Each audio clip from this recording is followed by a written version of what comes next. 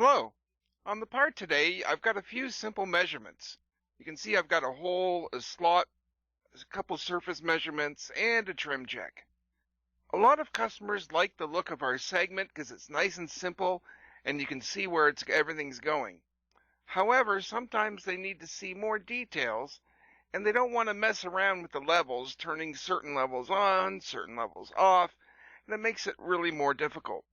So what we've done here at Origin is on the verify ribbon here, over on the left-hand side, on the end right beside the sim spheres, you can actually turn on the true probe path and turn it off.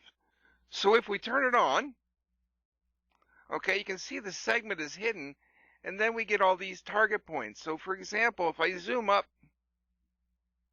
on this hole, you can see the hole measurement. It's taking the 3 hits on the surface and then the 3 hits down inside, and you can see the approach, the retract, and even the clearance heights going up. So you can see anything that could possibly happen or to go wrong if you wanted to take a closer look at the true probe path. And when you're done looking at it, all you have to do is say probe path off, and your segment comes back and you can continue programming.